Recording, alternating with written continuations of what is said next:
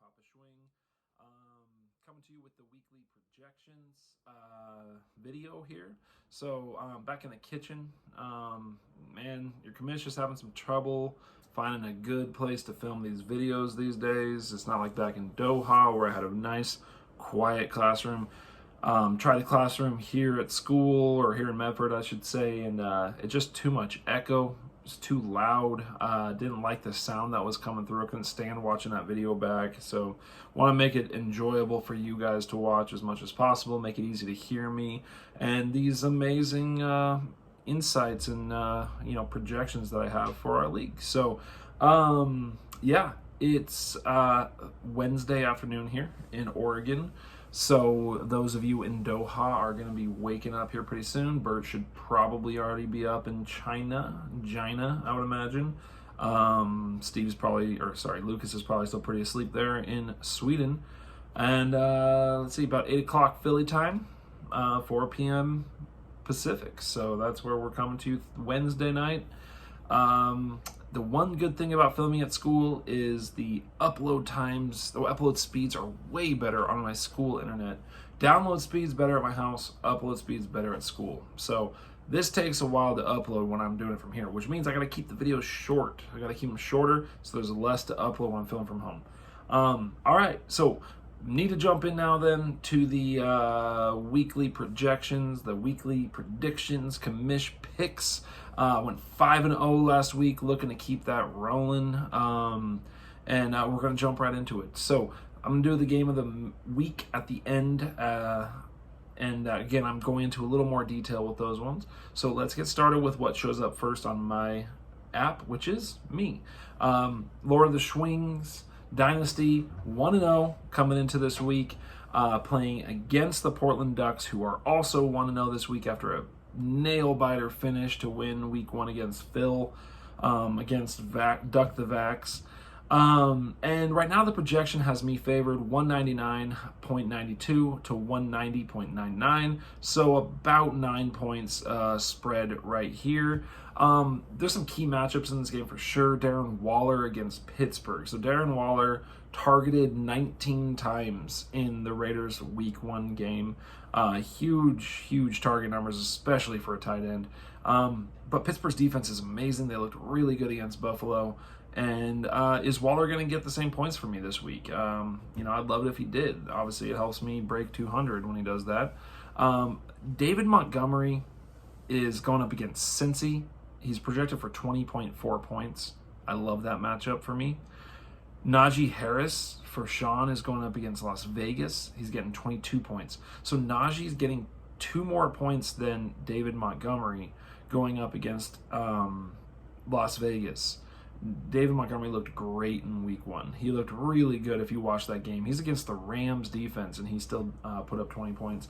I don't like that sleeper has Najee projected to beat David Montgomery here. I think that David Montgomery will win that matchup between the two of them. It is key for me in order to pull out the victory. I do want to see David Montgomery beat Najee Harris. And the next running back role is, or the other matchup is Antonio Gibson is playing the Giants. So I have Gibson playing the Giants, projected at 20.3 points, and he's got Jonathan Taylor against those Rams at 20.7 points. Again, I feel like that favors me. I feel like that's an advantage for me at the running back spot, that right now I'm projected to win this game, but my running backs are projected to lose to his, and the matchups favor mine. There are 4 talented running backs. David Montgomery really coming into his own, starting to show people that the end of last season might not have been a fluke. And so we got 4 good running backs. I'm really excited to watch this running back matchup. But ultimately, I like my running backs and their matchups. I like Sean's too, but when you got Jonathan Taylor against the Rams, he better bring it that day. And I like my running backs to win this, and I like me to win this. So I'm picking myself to win, of course. Was very, very bolstered by my week 1 performance. Excited about how my team played. So yeah, I got me going 2-0 and Sean going to 1-1. Hanoi Janes is up next. Hanoi Janes 1-0 versus the Baylor Broncos. 0-1. And this, man, talk about a tough start of the year for Steve. He opens up with me. a game that was projected to be pretty close. But I mean, he's the defending champ, and he's got my team first, who has been in the playoffs both years, won the championship 2 years ago, and I ended up putting up over 200 points and taking Steve down. He didn't put up what he was projected to. I think it only ended up at like 145 or something. So a rough first week, and then he's got Burt right after that. He's got the Janes right after that, and the projections favor Burt pretty strongly right now. It's 203.76 for Burt to 186.9 for Steve. So it has Steve doing, again, it hasn't projected much higher than he scored week 1. Burt ended up right around Steve's projection in week 1. So Burt was in the 180s week 1. So they're both kind of looking to improve off their week 1 performance. Both of them failed to meet their projections. Key questions in this game is, can Derrick Henry and Devontae Adams, and really Austin Eckler too, get it going, get on track for Steve? Can those three guys really make a difference for Steve this week? Because they didn't. They had terrible weeks. Week 1 compared to what you'd expect, especially Henry and Devontae Adams. And also, will Burt's running backs show up? Are they going to play up to the level that I hyped them up at? Because they're making me look a fool right now, and I don't like that. So are those guys going to turn it around? Are these two teams going to hit their projection? They're both strong teams. They're both strong rosters. We assume, and I fully expect them both to have a much better week. I like this matchup. I think it's going to be a really good matchup when it comes down to it. But I have Burt winning. Steve, I do expect this to be a better week for Steve, but I do want to see it first. Okay, I want to see these guys in their the new season, showing what we expect them to be able to do. I also would really like to see Courtland Sutton do more for Steve. I am not surprised he had a bad first week. The dude is still trying to get right with his health. They're gonna need him. They've got Jerry Jeudy out. Courtland Sutton not looking good. It cannot be the Tim Patrick show. Although Tim Patrick's a solid player. He's a solid player, but they really need to get Courtland Sutton going. It'll help Bridgewater out a ton. I don't think they're going to be able to count on Melvin Gordon breaking off 70-yard touchdown runs this whole season. So we'll see. We'll see if those go. I think the key matchup here is DeAndre Hopkins and Devontae Adams. I think that's a really key indicator of this matchup. But the big difference will be Burt's QBs.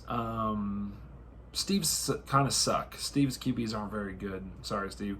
Burt has Kyler, and that's the reason he's going to win this game. I think it will be closer. I think it will be a close week. It could be a good matchup. Repeat of last year's championship week. Kyler gets Burt the win. All right. Next game we're looking at, Duck the Vax. That's Phil. He's 0-1 against Pick and Jerry's Berries. That's Adam. That's 0-1. This is an old rivalry week matchup, Phil versus Adam, with the schedule exploding when we did our extra draft. The second we had our extra draft, the whole schedule reset afterwards, and we lost all the dumb rivalry week work that I had put into it. Not the rivalry week was not dumb, but the work that I put into it ended up being dumb. But this is an old rival matchup. Maybe not really, but it's what I had set up. It's the other thing. I feel like different rivals are developing in this league a little bit, rather than Phil and Adam. I think some other ones are developing. So, but still, a nod back to our first, where we came from. So Duck the Vax is 0-1, Pick and Jerry's Berries 0-1, and right now it's a heavy favorite for Duck the Vax. 189 to 154 is the projection. I'm fully expecting Elijah Mitchell to start over James Conner in this game for Adam, which is going to make that spread a little bit closer. It's going to bump Adam up by about 6 points. So instead we're looking at like 189 to 160. Okay. It's not really going to matter.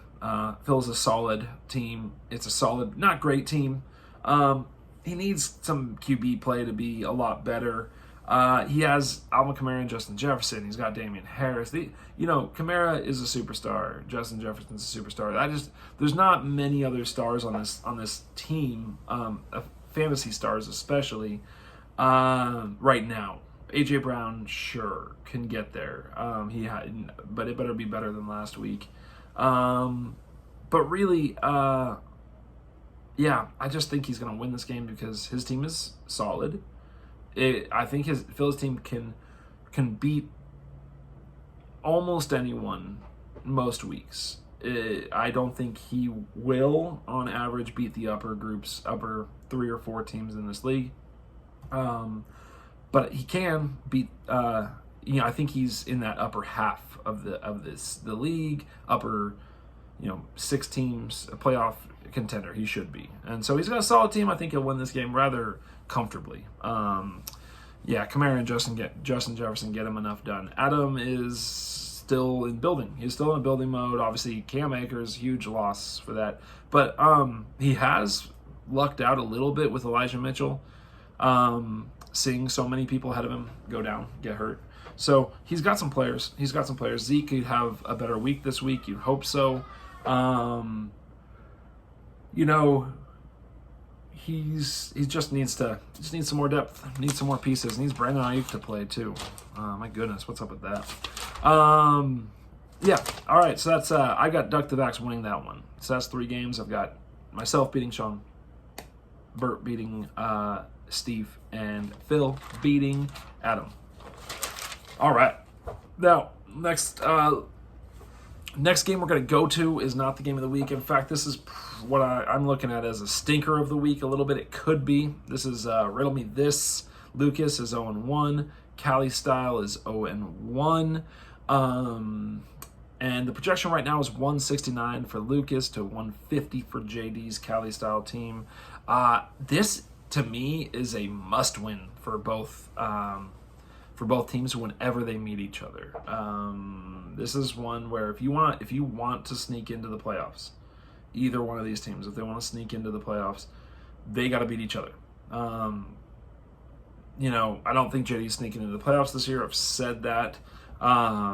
Lucas certainly could, but this is where it starts. This is the week that they need to win.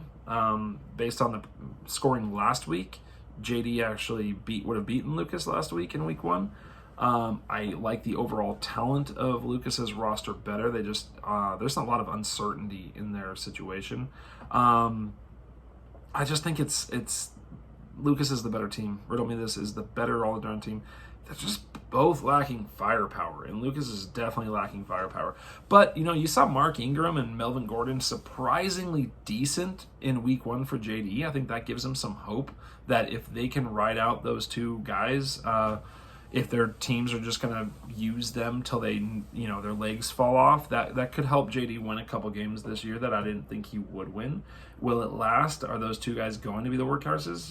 That's a big question with both of those franchises, both those teams. And then for Lucas, Mike Evans and Calvin Ridley were surprisingly weak for Lucas. And is that going to last? I doubt it for Mike Evans. He always has some bad games every year, some games where he completely disappears, drops some balls, kind of whines a little bit. I personally, and this goes back to Texas A&M and him playing with Johnny Manziel, I personally dislike Mike Evans as a person. I think he's really obnoxious. I think he's a big whiner in a lot of ways out of there on the field. It's just what I see when I see him play. He gets into his own head quite a bit. But then he'll blow up. He'll blow up weeks. So that'll happen. Calvin Ridley, though, I'm concerned about Calvin Ridley. Amazing talent. But the Falcons, what is up? They look terrible. They look so bad. Matt Ryan looked bad.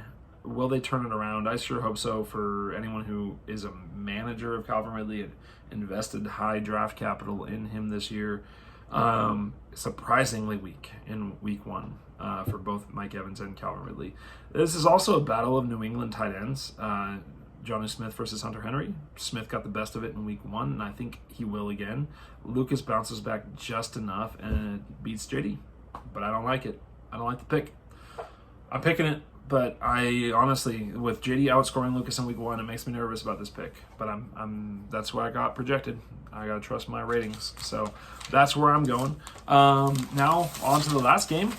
sorry, I was definitely feeling a little bit lower energy, kind of wasted tonight. Mark's been sick, not COVID, had a negative COVID test, but yeah, it's been a lot to deal with. So I feel like I'm not bringing the energy to you guys, and you deserve that. I'll try to do better next time. Okay, game of the week this week.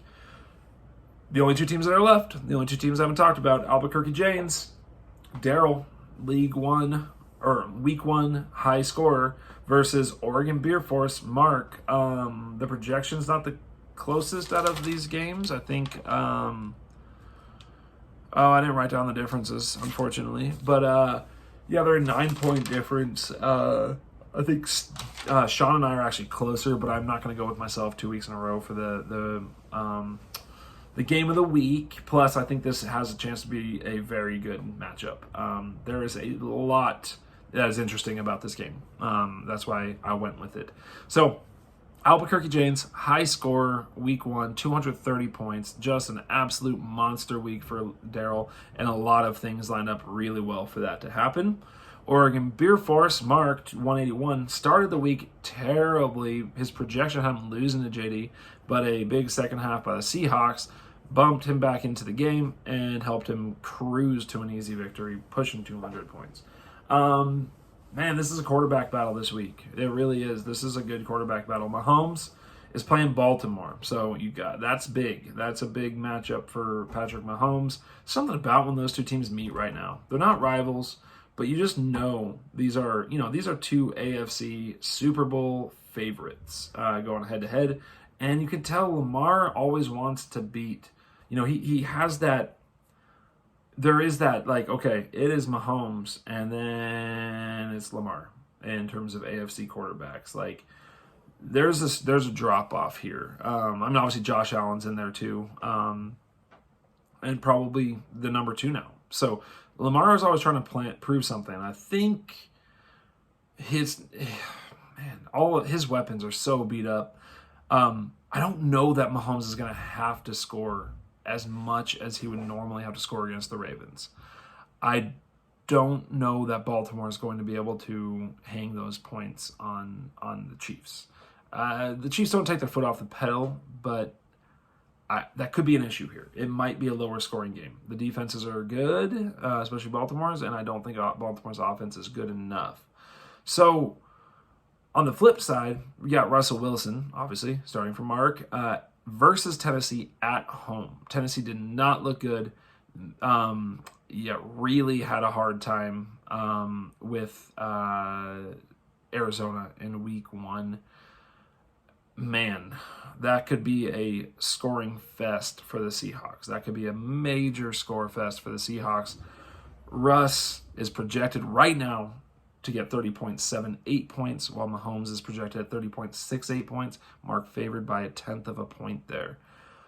Oh, man, that's a good matchup for Mark versus Tennessee at home. Running backs, you got Chubb and Gaskin for Daryl for Albuquerque Janes, 40 points projection right now.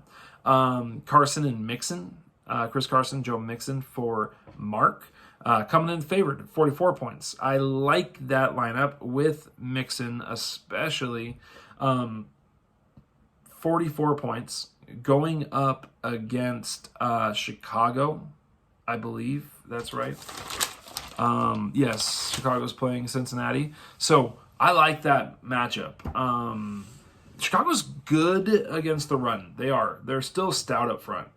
So, but Joe Mixon is a workhorse. The question is, are they going to have to throw the ball, or are they going to get to pound out the ball? They scored well last weekend, and Chicago's offense is David Montgomery and short passes so far is what we've seen. So, is this going to be another low-scoring affair? I don't know, but I know that Joe Mixon is the workhorse there, and Chris Carson.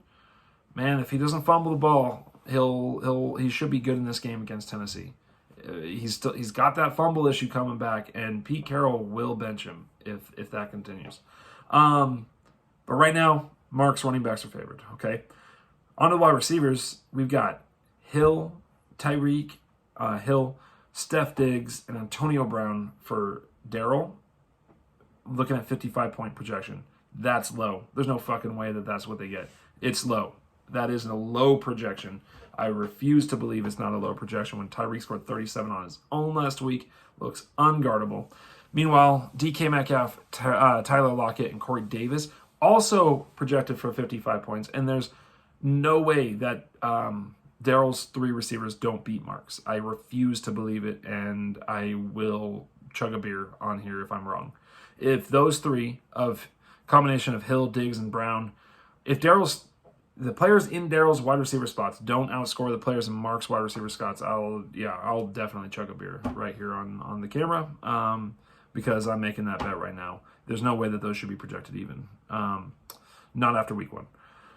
So I got that favoring Daryl. Tight end Logan Thomas against Dallas Goedert for Mark. Logan Thomas is favored by 2 points in this. I don't care about these tight ends. I think Goedert is a good tight end, but Philly, they're still playing Zach Ertz. I mean, good God. So I got Logan Thomas favored here. He is favored, and I think he will beat Goedert. In the flex, Marvin Jones and Chase Edmonds projected for 28 points. And Mark has Josh Jacobs and Ronald Jones projected for 24 points. That scares me for Daryl. That right there, I believe that Mark will end up winning this flex matchup. I think Josh Jacobs will be better in his game against... never mind. That's right. He's playing Pittsburgh. Screw that. Take that back. I do think Ronald Jones will be better than week 1. But... Daryl, on the other hand, has Marvin Jones in his flex. He had a game-saving touchdown grab at the very end of their game. DJ Chark was their wide receiver 1. So Marvin Jones, I don't believe he's going to get that same point total each week. I think he will miss that. And Chase Edmonds, I think he'll do good.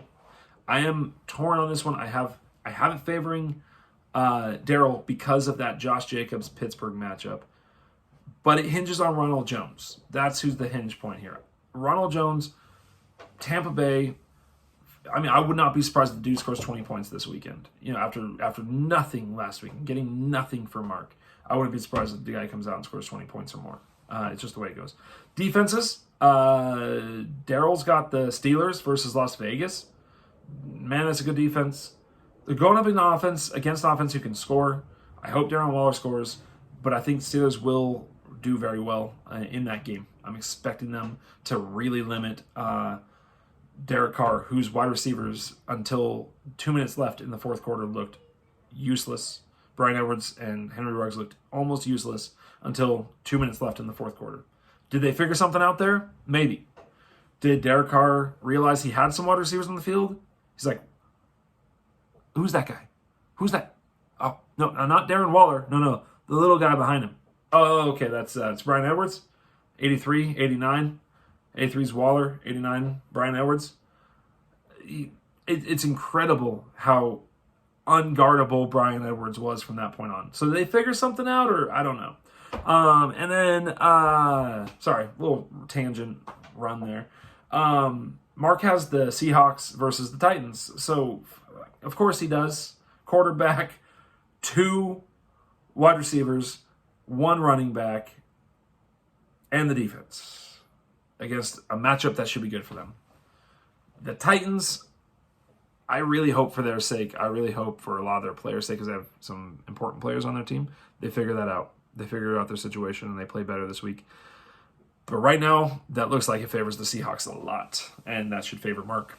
But you don't score 230 points in a week 1 matchup, and then have Papa Schwing not pick you to win the next week. It just doesn't happen. Daryl scored 230 points last week.